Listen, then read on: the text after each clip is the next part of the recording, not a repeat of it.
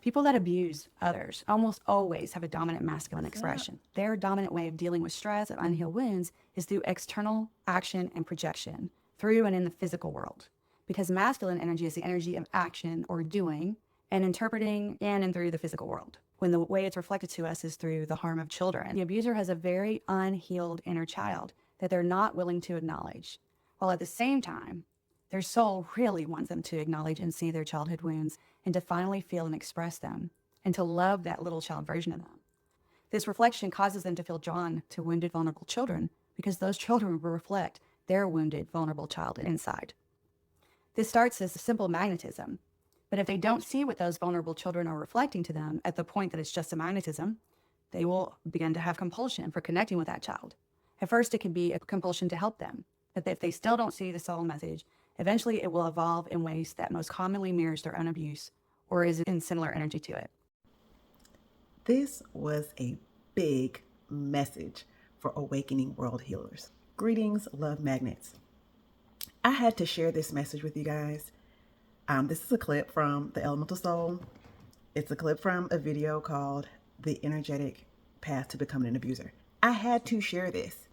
As a survivor of child SA myself, as an energy healer, this resonates in every way possible.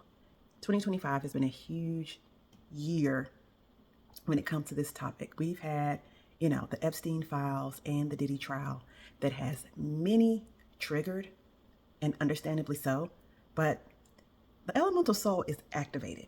It's time that we have the real discussion around this and admit that this loop that we're in, this loop that we need to exit, is not working. And that is why this scourge of child abuse is still among us.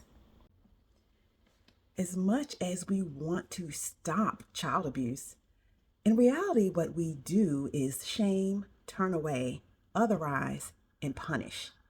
And guys, that has not worked. With everything that has come to the forefront in 2025, what we now have a chance to do is to give souls who are traumatized opportunities to process. Now that could work. In this video, which I'm going to link below, she goes on to extend help to those who are on the path to becoming an abuser. This goes well beyond what we've been doing, which is wonderful, to help survivors, right? But if we can help those who are on the path to becoming an abuser, then we are helping their future victims. We're helping prevent some people from becoming victimized before it even happens. This is absolutely next level, and it's how we have to begin thinking.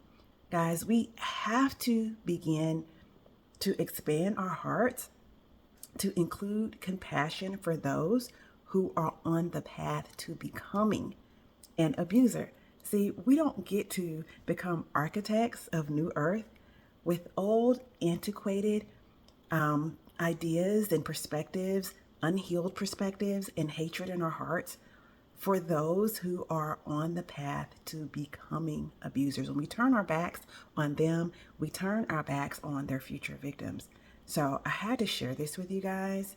The path for awakening world healers is to do our own inner child work. Yes, continue doing the inner child work, with those who are survivors. But when it comes to those who are on the path to becoming an abuser, we have to begin to give souls the tools to open their path. Think on that and check out this series on the Elemental Soul channel. It's called Yeshua Speaks, and there are videos there talking about, the energetic path to becoming an abuser, talking about, speaking to survivors. This series it's amazing. So far, there are 4 parts. I'm hoping that there are more, but I highly, highly encourage everyone to check this out now.